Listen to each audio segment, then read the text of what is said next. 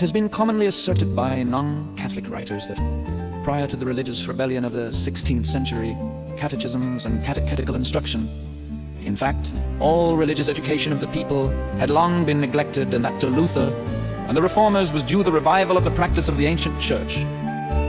From the days of the apostles and during the first centuries, very careful attention was given to Christian doctrine. But in the Middle Ages, we are told, the zealous practices of early times were relaxed.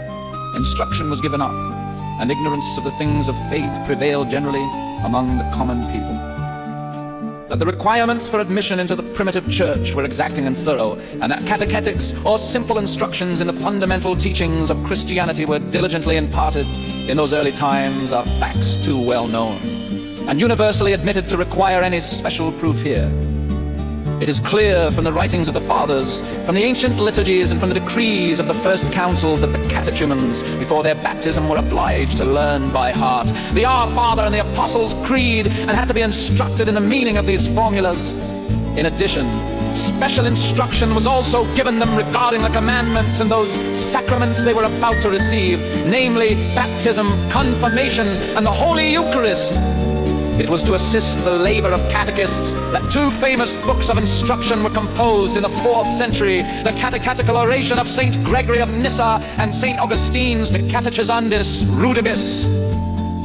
And that instruction was regularly given to all the faithful on Sundays. During the Eucharist celebration or Mass, we are assured by early authorities, such as Justin Martyr, Origen, Etheria, the Apostolic Constitutions, and Saint Germain at Jerusalem. Indeed, in the first centuries we know that not one, but many sermons were preached after the reading of the Gospel at Mass. Not a few families of this early period have come down to us.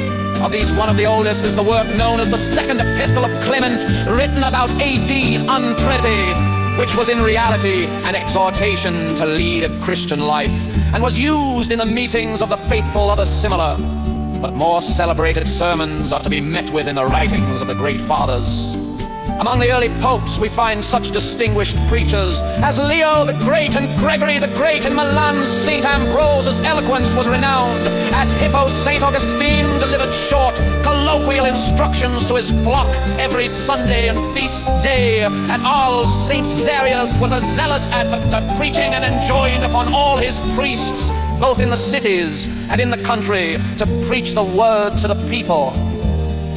At Antioch and Constantinople, St. John Chrysostom became the most famous preacher of all time, surpassing his illustrious contemporaries, Gregory of Nazianzen and Basil, who were celebrated as sacred orators throughout all the East. It would take too long to enumerate here all the great teachers of Christian doctrine that flourished during the early centuries.